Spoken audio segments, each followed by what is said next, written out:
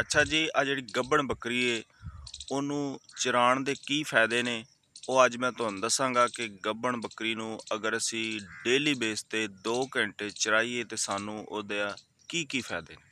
ਅਸਲਾਮ ਵਾਲੇਕਮ ਜੀ, ਵੈਲਕਮ ਹੋ ਗਿਆ ਸਾਰੇ ਭਰਾਵਾਂ ਨੂੰ ਮੇਰੇ ਚੈਨਲ ਪੇਂਡੂ ਵਲੌਗ ਤੇ। ਜਿੰਨੇ ਵੀ ਭਰਾ ਮੈਨੂੰ ਸਪੋਰਟ ਕਰ ਰਹੇ ਨੇ ਉਹਨਾਂ ਸਾਰਿਆਂ ਦਾ ਦਿਲ ਨਾਲ ਸ਼ੁਕਰੀਆ।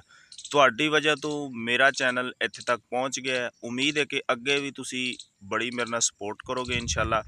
ਤੇ ਮੈਂ ਤੁਹਾਡੇ ਵਾਸਤੇ अच्छी ਵੀਡੀਓ ਲੈ ਕੇ ਆਉਂਦਾ ਰਹਾਂਗਾ ਜਾਨਵਰਾਂ ਦੇ ਮੁਤਲਕ। ਠੀਕ ਹੈ ਜੀ, ਅੱਜ ਅਸੀਂ ਗੱਲ ਕਰਾਂਗੇ ਕਿ ਜਿਹੜੀ ਗੱਭਣ ਬੱਕਰੀ ਏ ਉਹਨੂੰ ਅਗਰ ਅਸੀਂ 2-3 ਘੰਟੇ ਡੇਲੀ ਬੇਸ ਤੇ ਚਰਾਈਏ ਤੇ ਸਾਨੂੰ ਉਹਦਾ ਕੀ ਫਾਇਦਾ ਹੈ, ਕਿੰਨੇ ਕੁ ਫਾਇਦੇ ਨੇ ਸਾਨੂੰ ਡੇਲੀ ਸੂਣ ਵਾਲੀ ਜਿਹੜੀ ਬੱਕਰੀ ਏ ਉਹਨੂੰ ਚਰਾਉਣ ਦੇ। ਠੀਕ ਹੈ, ਮੈਂ ਤੁਹਾਨੂੰ ਫਾਇਦੇ ਦੱਸ ਦੇਵਾਂ, ਯਕੀਨ ਕਰੋ ਤੁਸੀਂ ਆਪਣੇ ਜਾਨਵਰਾਂ ਨੂੰ ਬੰਨੋ ਹੀ ਨਾ।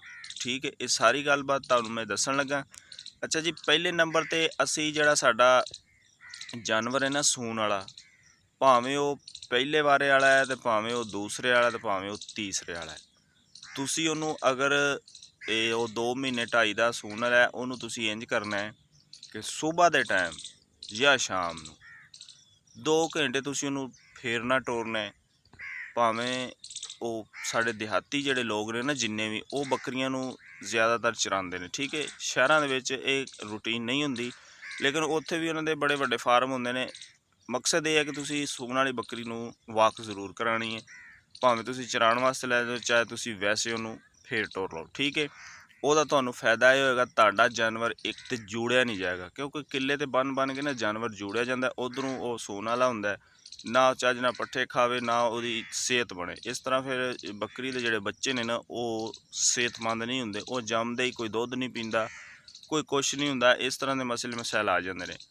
ਤੁਸੀਂ 2 ਘੰਟੇ ਨੂੰ ਜ਼ਰੂਰ ਚਰਾਓਗੇ, ਉਸ ਤੋਂ ਬਾਅਦ ਤੁਹਾਡਾ ਜਾਨਵਰ ਦਾ ਜਿਹੜਾ ਇੱਕ ਮੇਦਾ ਨਾ, ਉਹਦਾ ਵੱਡਾ ਫਾਇਦਾ ਇਹ ਹੈ ਕਿ ਤੁਹਾਡੇ ਜਾਨਵਰ ਦਾ ਜਿਹੜਾ ਮੇਦਾ ਹੈ ਨਾ ਸੂਣ ਵਾਲਾ ਜਿਹੜਾ, ਉਹ ਕਮਜ਼ੋਰ ਨਹੀਂ ਹੋਏਗਾ। ਜਿਵੇਂ ਹੀ ਉਹ ਚਰਾਈ ਵਾਸਤੇ ਜਾਣਗੇ ਜਾਨਵਰ ਆਪਣਾ ਮਰਜ਼ੀ ਨਾਲ ਖਾਣ ਪੀਣਗੇ ਪੱਠੇ, ਫਿਰ ਤੁਹਾਡਾ ਜਾਨਵਰ ਦਿਨੋਂ ਦਿਨ ਗਰੋਥ ਕਰਦਾ ਜਾਏਗਾ। ਤੀਸਰੇ ਨੰਬਰ ਤੇ ਤੁਹਾਡੇ ਜਾਨਵਰ ਨੂੰ ਪਿਆਸ ਵੀ ਲੱਗੇਗੀ। ਠੀਕ ਹੈ, ਬੰਨੀ ਰੱਖੋਗੇ ਇੱਕ ਜਗ੍ਹਾ ਤੇ ਉਹ ਇਹਨਾਂ ਚੀਜ਼ਾਂ ਨੂੰ ਨਹੀਂ ਕਰੇਗਾ, ਨਾ ਉਹ ਖਾਏ ਪੀਏਗਾ ਚੱਜ ਨਾਲ, ਨਾ ਉਹ ਪਾਣੀ ਪੀਏਗਾ।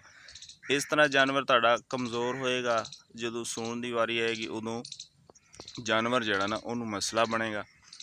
ਤੇ ਇਹ 3-4 ਫਾਇਦੇ ਜਿਹੜੇ ਨੇ ਅਗਰ ਤੁਸੀਂ ਉਹਨੂੰ ਚਰਾਓਗੇ ਤੇ ਜ਼ਰੂਰ ਉਹਨੂੰ ਹੋਣਗੇ, ਤੁਹਾਡੇ ਜਾਨਵਰ ਦੇ ਬੱਚੇ ਸਿਹਤਮੰਦ ਹੋ ਜਾਣਗੇ। ਠੀਕ ਹੈ, ਉਸ ਤੋਂ ਬਾਅਦ ਫਿਰ ਇਹ ਵੀ ਇੱਕ ਗੱਲ ਹੈ, ਜਾਨਵਰ ਨੂੰ ਤੁਸੀਂ ਚਰਾਓਗੇ ਨਾਲ ਤੁਸੀਂ ਕੋਈ ਵੀ ਵੰਡਾ ਪਾਉਂਦੇ ਹੋ ਨਾ ਉਹ ਜਾਨਵਰ ਨੂੰ ਲੱਗੇਗਾ, ਸਿਹਤਮੰਦ ਬਣੇਗਾ। ਠੀਕ ਹੈ, ਜਾਨਵਰ ਦਾ ਦੁੱਧ ਜ਼ਿਆਦਾ ਹੋਏਗਾ।